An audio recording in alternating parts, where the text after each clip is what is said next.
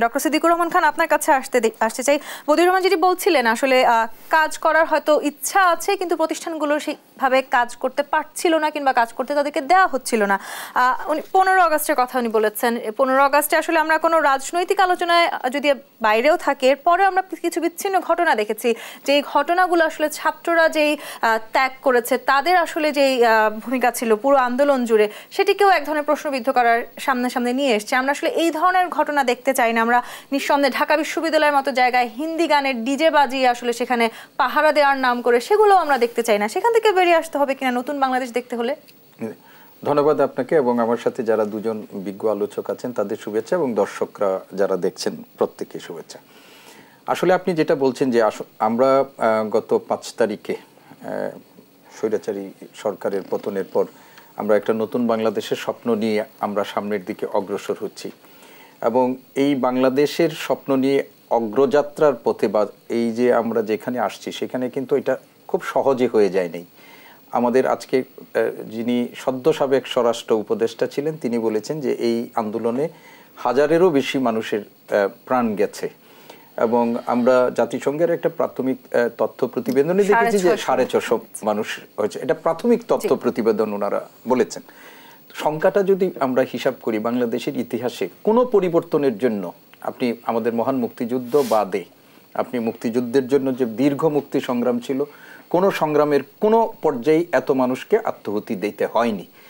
এইবার একটা আত্মহতি দিতে হয়েছে এবং এমন একটা সরকার যে সরকার গত 15 বছর ধরে বাংলাদেশে একটা চরম কর্তৃত্ববাদী একটা স্বৈর শাসন প্রতিষ্ঠা করেছিল, সেই সরকারটাকে উৎখাত করার জন্য ছাত্র জনতা শুরু করেছিল ছাত্ররা, আর 15 বছর ধরে রাজনৈতিক দলগুলো তাদের অব্যাহত সংগ্রামের মধ্যে দিয়ে গেছে। শেষ পর্যন্ত এসে ছাত্ররা শুরু করেছিল, সেইখানে এসে সর্বস্তরের মানুষের অংশগ্রহণ। এই জন্য আমরা এটাকে বলি যে ছাত্র জনতার যে গণ আন্দোলন বলেন, গণ অভ্যুত্থান বলেন, যেটাই বলেন, সেটার মধ্য দিয়ে একটা নতুন বাংলাদেশের স্বপ্ন আমরা দেখছি।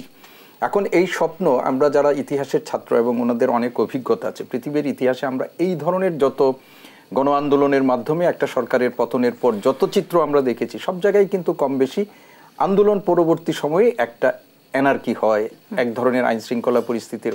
আপনি শ্রীলঙ্কার সাম্প্রতিক আপনারা অবস্থানটা দেখেন, রাজা পাকসেকে তো কাপড় খুলে দেশবাসী তাকে বিতাড়িত করেছিল।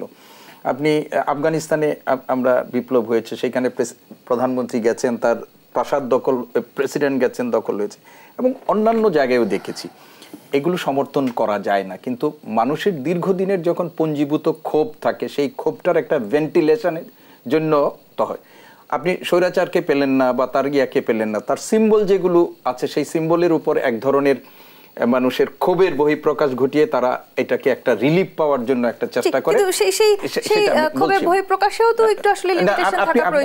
আমরা বলি আপনাকে যে মানুষের যখন এরকম আবেগের জায়গাটা থাকে তখন এই মব বলি যেটাকে অনেক ক্ষেত্রেই নিয়ন্ত্রণ করা যায় না, কিন্তু এগুলো নিয়ন্ত্রণের জন্য একটু সময় দিতে হয়, প্রচেষ্টা। আপনি এখন ধরেন আমরা কালকে যেগুলো হয়েছে ধানমন্ডিতে যাওয়ার জন্য সেখানে বাধা দেওয়া হয়েছে, মারধর করা হয়েছে, ফোন চেক করা। আমরা সব সময় এই ধরনের মানুষের ব্যক্তিগত ইয়ার উপরে আমরা সব সময় আমরা বলেছি যে এইগুলো আমরা কখনো সমর্থন করিনি।